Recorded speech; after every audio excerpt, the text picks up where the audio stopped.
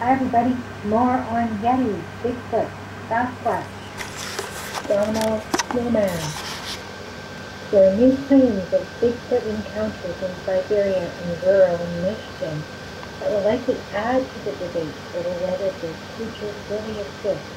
Either neither holds the smoking gun of a photograph. Usually, usually I'm from Canada One. She's she covers like conspiracy. Yeah, yeah, it really challenges my my opinion of her, my view of her. That she's covering Bigfoot.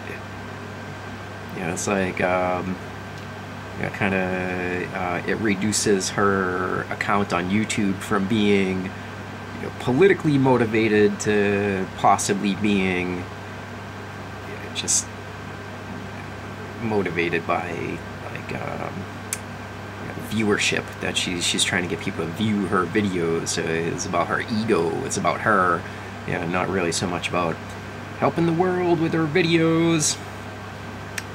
But I actually found this video that she made, even though it's about Bigfoot, which I consider to be a non-issue.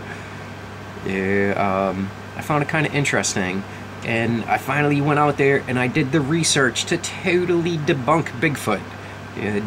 Totally debunk the whole notion that Bigfoot exists. And I typed it all into the comments on this video. So, number 648, new Bigfoot sightings, proof still lacking. Yada yada yada. That's I'm from Canada. I have to scroll through here. I'll just read what it is that I wrote. First thing I wrote was she had posted a link to an article, and I went and I reviewed the link to the article. And hopefully I'll remember to show you the picture that's on that article, because there is one part of the picture which kind of reveals that the picture is bogus. But this is what I wrote on this video. Last part of the article was interesting, there being a human-like creature that existed alongside Neanderthals and humans 30,000 years ago.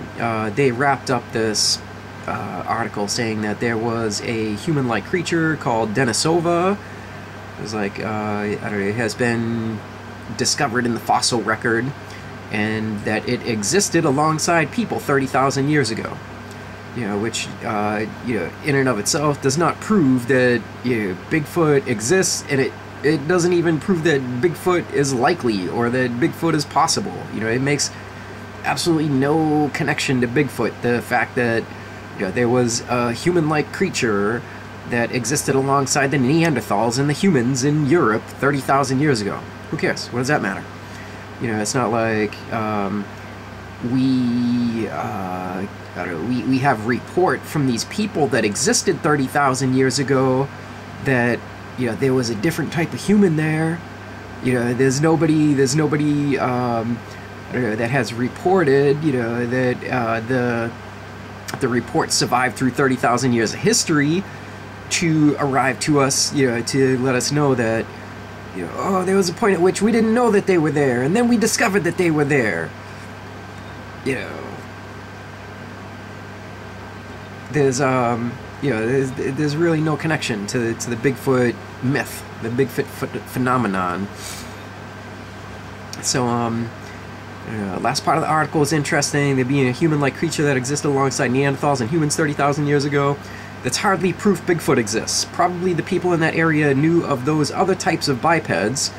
It also isn't a sensible comparison because people who have so totally traveled Siberia and Michigan, this is where these reports are emanating from recently, that there have been Bigfoot sightings in Siberia and Michigan.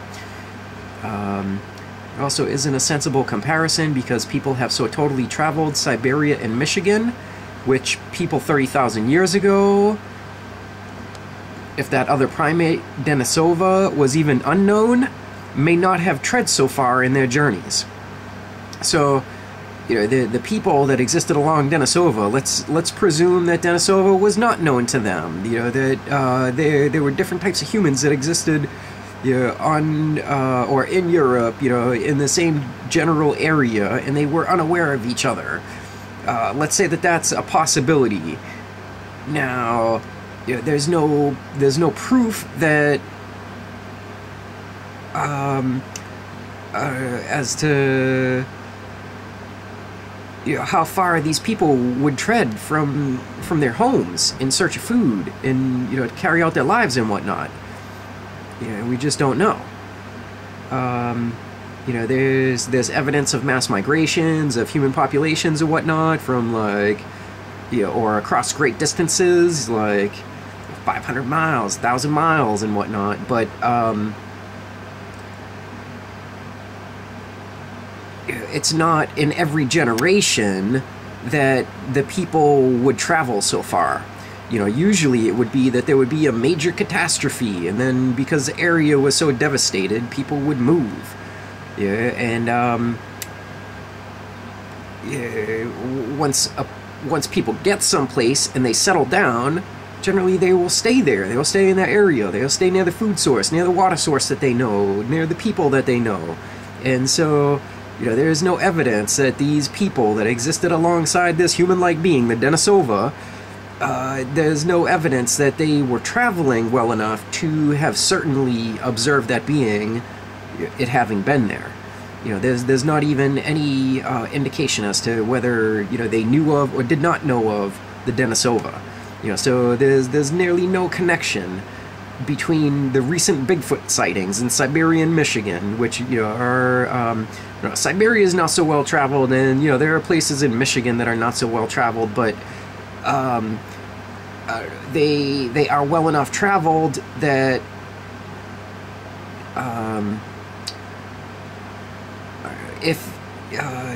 well, the whole world at this point is well enough traveled that the totality of the megafauna, which is to say the big beings, you know, the big animals on the earth, that every one of the megafauna has been discovered and documented, not just not just by locals where these beings exist, but all of the megafauna have been documented by Western science. That the scientists of Europe have jotted down a description of all of the big beings on the planet. And the last time that it changed was in 1994. That was, you know, there's like, you know, every, like, 30 years or so for, like, the, I don't know, for the past 2 centuries about, there was some report of some new being that was unknown to Western science. But that's not to say it was unknown to people, that people knew of all these beings, all these megafauna, you know, all these 100-pound beings. But they, it just wasn't recorded in Western science. And so now Western science is putting out this notion that there's all these unknown beings out there.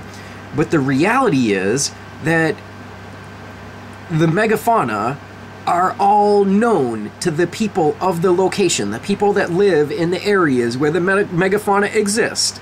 They know of the megafauna that exists in that area. And, I don't know, that it was recorded by Western science, who cares? You know, what does that prove about anything? So, I don't know, the people of Siberia, the people of Michigan, if they didn't know, or, you know, if there was, you know, if they didn't know that there was megafauna there, that they, I don't know, that if there was megafauna there that they were unaware of, it would be unprecedented. Since language has existed, that people have named the megafauna, and the locals have been aware as to what it is that is in their environment. I put a lot more on here. I think I'm actually going to make another video, but I'm running out of time on my camera right now, so I have to do some uploads first.